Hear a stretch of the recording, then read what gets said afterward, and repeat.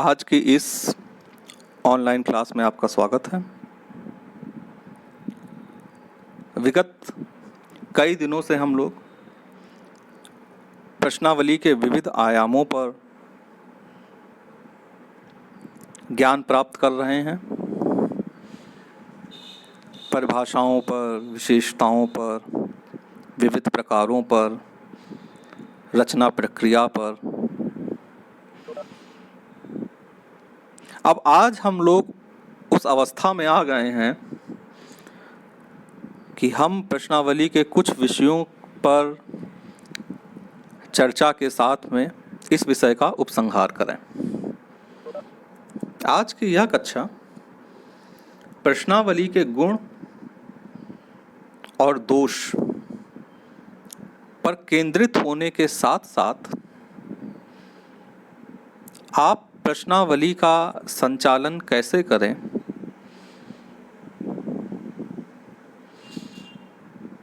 इस विषय पर भी प्रकाश डालती है।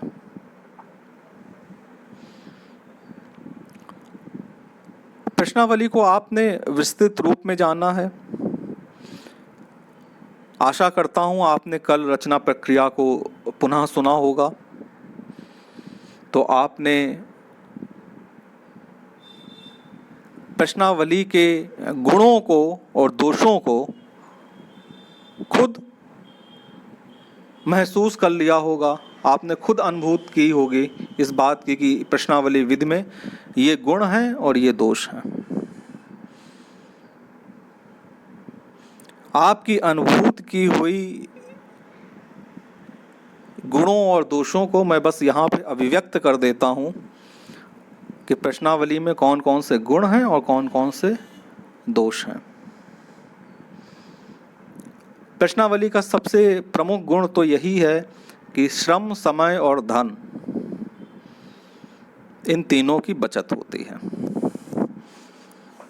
आपको श्रम भी कम लगता है, आपका समय भी बचता है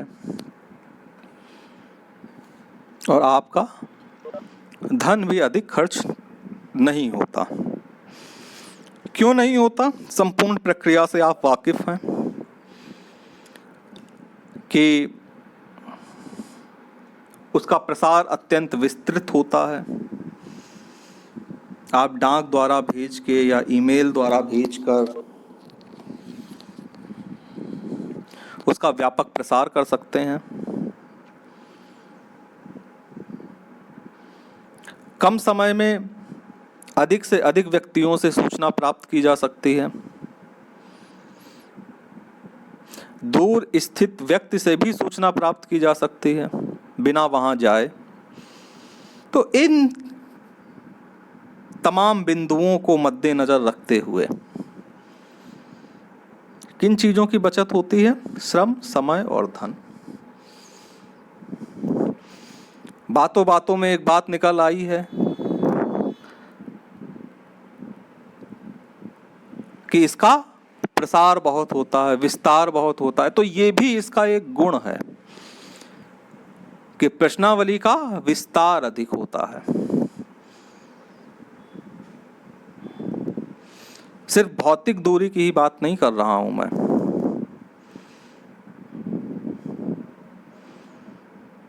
भौतिक दूरी का मतलब वो दूरी जो किलोमीटरों में नापी जा सकती हो, सिर्फ उन्हीं दूरी की बात नहीं कर रहा हूं मैं। उन विषयों की भी बात कर रहा हूं जिन विषयों पे आपके सम्मुख व्यक्ति बोलने में हिचकिचाता हो,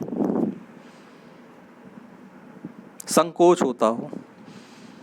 ऐसे विषयों पे भी ज्ञान प्रश्नावली द्वारा प्राप्त किया जा सकता है।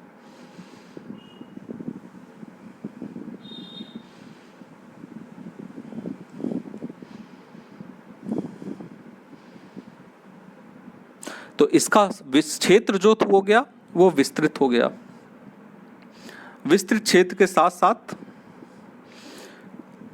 इसमें स्वाभाविकता का, वास्तविकता का, विश्वसनीयता का और वैधता का स्वतः गुण आ जाता है। स्वाभाविकता का क्यों आ जाता है? क्योंकि उत्तरदाता स्वाभाविक परिस्थितियों में उत्तर देता है। जो कि शोधकर्ता या अध्ययनकर्ता उसके सम्मुख उपस्थित नहीं होता,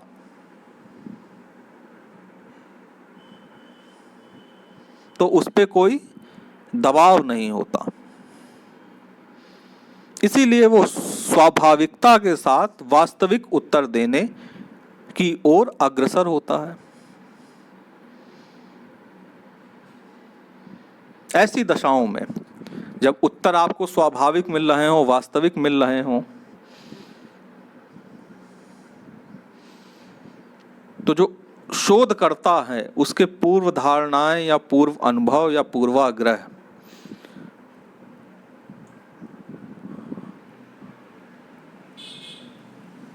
उत्तरदाता को प्रभावित नहीं कर पाते। फलतः अध्ययन पक्षपात रहित होता है। विश्वसनीय और वैध क्यों होता है? क्योंकि प्रश्नावली का निर्माण आपने एक वैज्ञानिक तरीके से, क्रमबद्ध ढंग से, एक चरणबद्ध ढंग से किया है, जिसका आप पूर्व परीक्षण कर चुके हैं।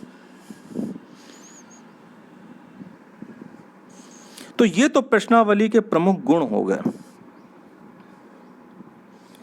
लेकिन अगर किसी में गुण होते हैं तो कुछ ना कुछ अवगुण भी होते हैं, भले ही अपवाद स्वरूप हो, भले ही वो उस विधि के अवगुण ना हो, उसकी संचालन में या अन्य कार्यों में आई हुई त्रुटियों के फल स्वरूप वो दोष अवगुण पैदा हो रहे हों या दोष पैदा हो रहे हों। तो ऐसे ही प्रश्नावली के कुछ दोष भी हैं। वो दोष ये हैं कि संभव है कि उत्तरदाता वास्तविक सूचनाओं को छिपा ले।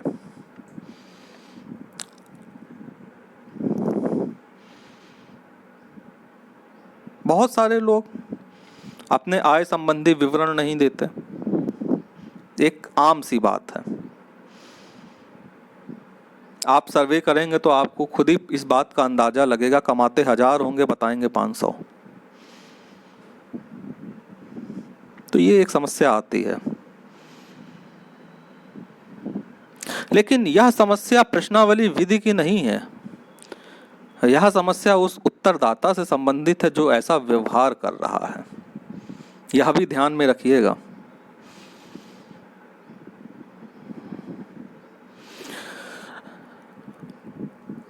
दूसरा दोष ये है कि यह अध्ययन मूलतः, इसका अधिकतर भाग अप्रत्यक्ष रूप से होता है। प्रश्नावली भेज दी जाती हैं, यानी कि अध्ययनकर्ता की अनुपस्थित में, शोधकर्ता की अनुपस्थित में सूचनादाता सारी सूचनाओं को भरता है। तो कुछ लाभ हैं, लाभ आपने पहले सुने कि अध्ययन वास्तविक हो जाता है, स्वाभाविक हो जाता है, परंतु इसकी कुछ हानियां भी हैं। हानि ये है कि अगर सूचनादाता को कहीं पे कोई शंका होती है या कोई प्रश्न नहीं समझ में आता है, पहले तो सावधानी में ये बताया गया है कि भाषा इतनी सरल होनी चाहिए कि प्रत्येक व्यक्ति को समझ में आ जाए, छपाई साफ होनी चाहिए, ये सारी सावधानियां बताई जा चुकी हैं। लेकिन फिर भी ये मान लीजिए कि सूचनादाता को किसी प्रश्न के उत्तर में कोई कठिनाई महसूस होती है, तो वो उसका निवारण प्रश्नकर्ता या शोधकर्ता या अध्ययनकर्ता द्वारा नहीं किया जा पाता। फलतः ये होता है कि जो प्रश्न उसे समझ में नहीं आ रहा है, जिसका निवारण नहीं उपलब्ध हो पा रहा है, वो उसे छोड़ देता है, आगे बढ़ जाता है, या किसी और से पूछ के उसका उत्तर देने का प्रयास करता है। तो दोनों ही परिस्थितियों में अगर वो अपूर्ण छोड़ के आगे बढ़ जाता है तो आपको सूचना नहीं प्राप्त होती, अगर वो किसी और से पूछ के उसका उत्तर लिखता है तो वो उत्तर वास्तविक नहीं रहता।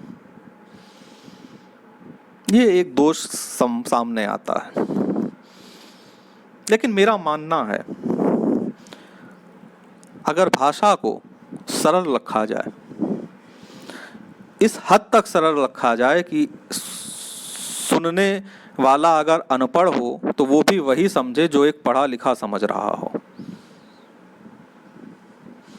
बहुत स्वाभाविक तरीके से उसे लिखा जाए, तो निश्चित रूप से इस प्रकार की शंका का कोई स्थान नहीं रह जाता।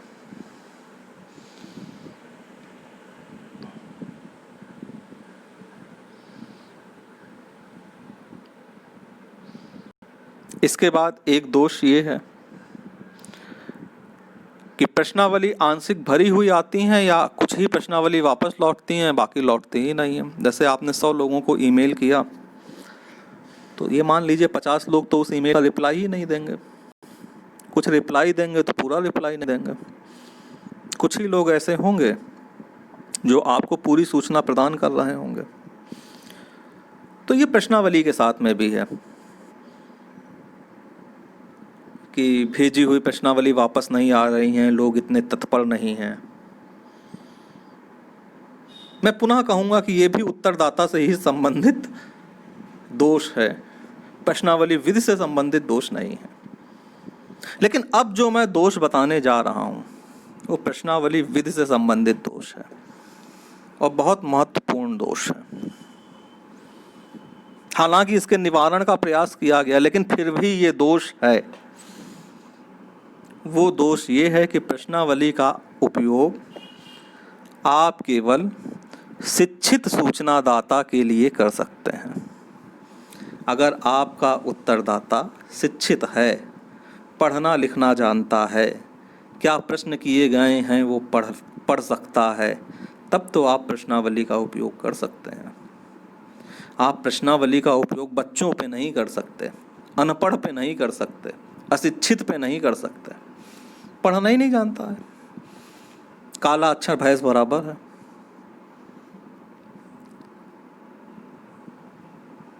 इसका निवारण क्या किया गया? चित्रित प्रश्नावली, याद आया? एक प्रकार बताया था, लेकिन वो चित्र सार्वभौमिक अर्थ को नहीं प्रकट कर पाते।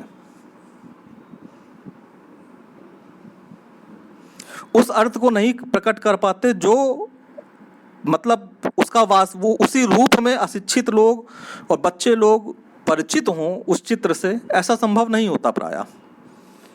तो उसका निदान संभव नहीं हुआ प्रश्नावली विधि से।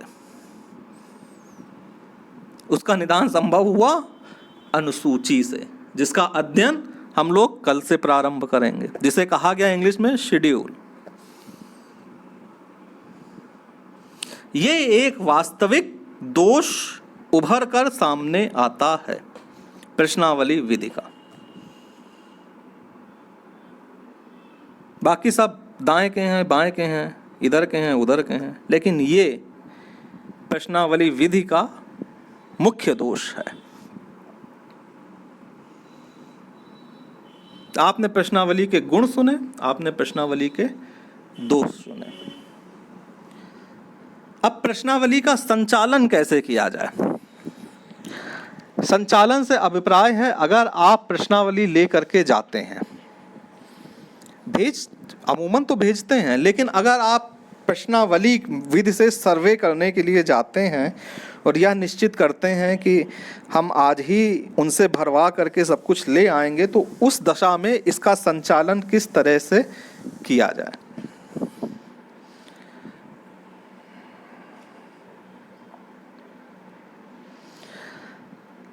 तो प्रश्नावली के संचालन में आप सबसे पहले, जब आप प्रश्नावली किसी को देंगे तो क्या आप सीधे जा करके प्रश्नावली दे देंगे कि ये है, इसे भर दीजिए? नहीं। सबसे पहले आप जाएंगे, आप उससे बातचीत करेंगे, कम्युनिकेशन करेंगे। उस कम्युनिकेशन में आप उसकी तत्परता और उसकी रुचि का अंदाजा लगाएंगे। कि जिस सोच समस्या का मैं अध्ययन करने के लिए निकला हूँ, क्या इस सूचनादाता की रुचि इस विषय में है कि नहीं है? क्या ये किसी प्रकार के प्रश्नों को उत्तर देने में तत्पर होगा कि नहीं होगा? अगर वो आपके अध्ययन में रुचि लेता है, तत्परता लेता है, तब तो आप प्रश्नावली का संचालन वहां पे कर सकते हैं। और अगर आपको देख के दूर से ही हाथ जोड़ लेता है, तब तो आपको कोई दूसरा ढूंढना पड़ेगा। सर्वप्रथम आपको उसके साथ में एक कम्युनिकेशन करके अपने अध्ययन के उद्देश्य बताकर उसे तत्पर करना है, उसमें रुचि पैदा करनी है कि वो आपके प्रश्नों का उत्तर दे। आपकी तत्परता को देखकर आपको अपने अध्ययन से होने वाले लाभ उसे बताने हैं कि समाज को क्या लाभ होगा, अप्रत्यक्ष रूप से उसे क्या लाभ होगा अगर आज वह यह योगदान करता है। तो अगर आप अपने अध्ययन के दोष, अध्ययन की व्यवहारिकता को समझाने में सफल होते हैं, वो वाला नहीं जो आप लोग सिनॉप्सिस में लिखते हैं बुकिश लैंग्वेज में, उनकी ही लैंग्वेज में, जो लैंग्वेज उत्तरदाता अमूमन बोलचाल में इस्तेमाल करता है, उसमें अगर आप भोजपुर के इलाके में हैं और अंग्रेजी में उसे अपने अध्ययन के स्कोप के बारे में बताएंगे तो कुछ हाथ नहीं आएगा सिवाय मायूसी के। आपको भोजपुरी ही बोलनी होगी।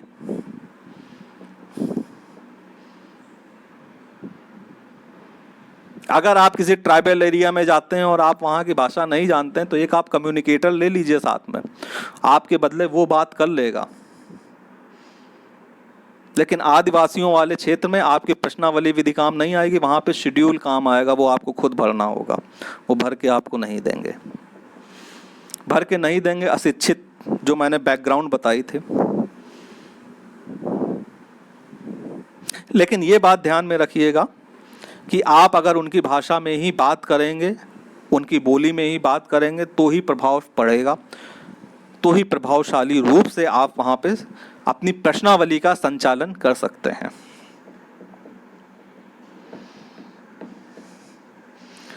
जब उनमें तत्परता विकसित हो जाए तब आप उन्हें अपनी प्रश्नावली दे सकते हैं। प्रश्नावली देते समय आप उनको इंस्ट्रक्शंस दे दीजिए जो उस प्रश्नावली से संबंधित हों। आप उनको पढ़ के सुना सकते हैं प्रत्येक प्रश्न को, अगर आप जाके दे रहे हो तो।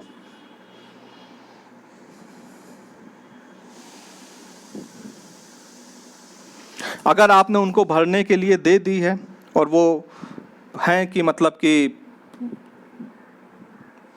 यह उम्मीद है कि वो अभी 1 घंटे में 2 घंटे में भर के दे देंगे, तो आपको यह ऑब्जर्व करना होगा कि वो पूछताछ ना कर पाए, किसी से पूछ के ना भरें, साइलेंटली ऑब्जर्व करना होगा कि उनका किसी से इंटरेक्शन ना हो, किसी से पूछ के ना, नहीं तो सूचनाएं वास्तविक प्राप्त नहीं होंगे।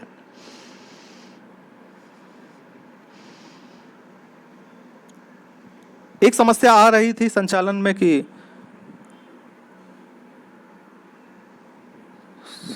वापस नहीं आती हैं, डाक द्वारा वापस नहीं आती हैं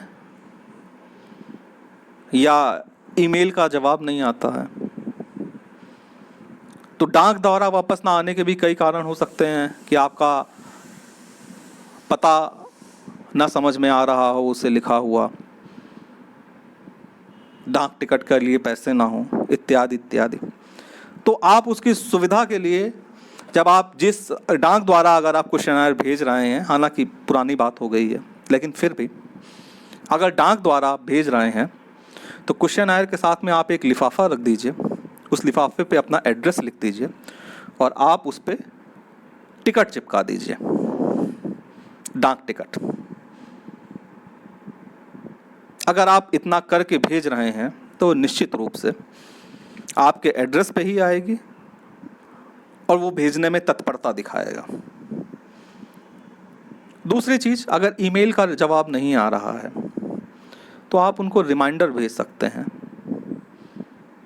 कि आपने अभी तक जवाब नहीं दिया है, आप कृपया जवाब दें। तो वो उस रिमाइंडर से प्रभाव पड़ता है, आपकी तत्परता को देख करके वो समय निकालें और अपने उत्तरों को भेजने की आप पर कृपा करें। इस प्रकार से आपको प्रश्नावली के संचालन में सावधानियां बरतनी होती हैं। कल आपने प्रश्नावली की रचना में जो जो सावधानियां रखनी थी वो सुना। आज आपने प्रश्नावली के गुण दोष को जानते हुए प्रश्नावली की संचालन में जो जो सावधानी बरतनी है आपने वो जानकारी हासिल की। देखिए, ये जितनी भी रिसर्च है सब प्रैक्टिकल है। थ्योरेटिकल ऐसा होता है, ऐसा होता है, ऐसा होता है, लेकिन जब आप खुद से रिसर्च करने लगेंगे तब आपको ग्राउंड रियलिटी पता लगेगी कि नहीं, ऐसा होता है। अनुभव करने की चीज़ है। जब आप लोग शोध करेंगे तब आप लोगों को ऐसा अनुभव प्राप्त होगा। आज के इस व्याख्यान को हम यहीं तक रखते हैं। आप लोगों को कुछ ना समझ में आया हो इसमें तो आप मुझसे पूछ सकते हैं। अमृता कुमारी, अंकित कुमार,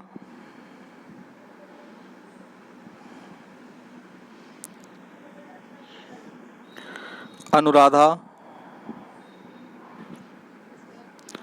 विनीता शर्मा,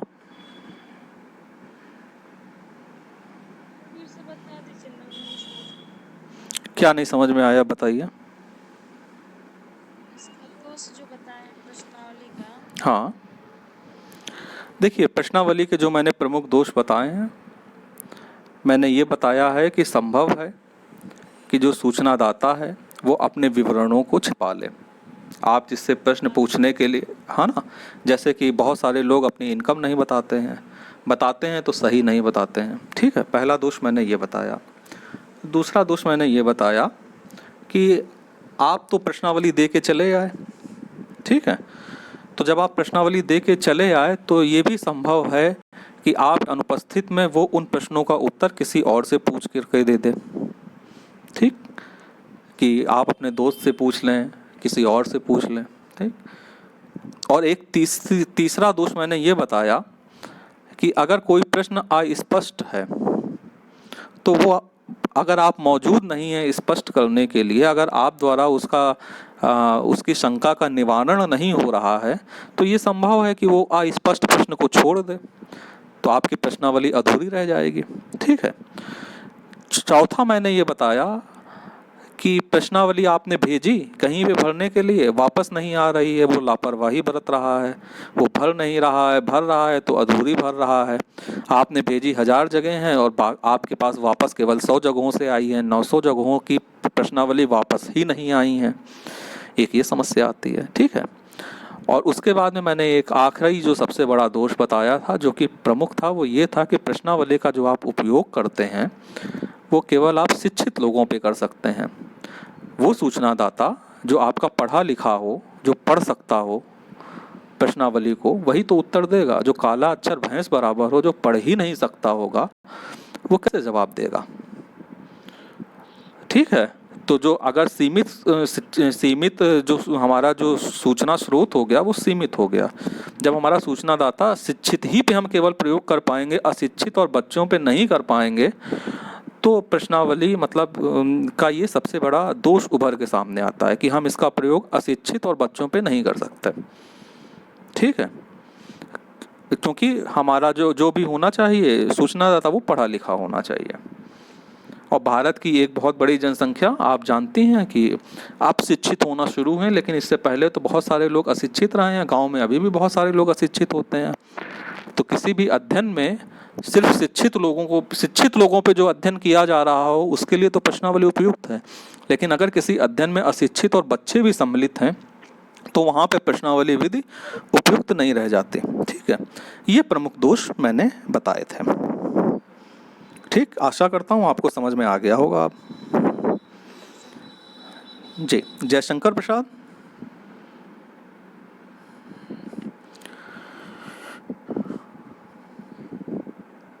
कृष्ण कुमार राय। ठीक है सर। कुमारी बबीता।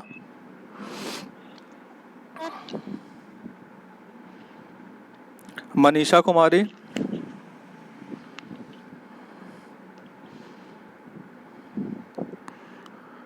निशांत कुमार। पूनम कुमारी।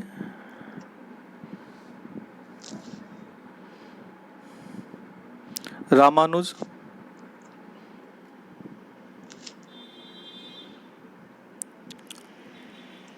रोशन कुमार। जी सर, ठीक है सर, कोई दिक्कत नहीं है। ठीक, स्वीटी कुमारी।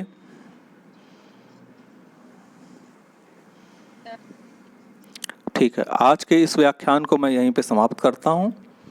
कल हम एक नवीन विषय के साथ में पुनः आपके सम्मुख उपस्थित होंगे। तब तक के लिए धन्यवाद। प्रणाम सर। प्रणाम भैया।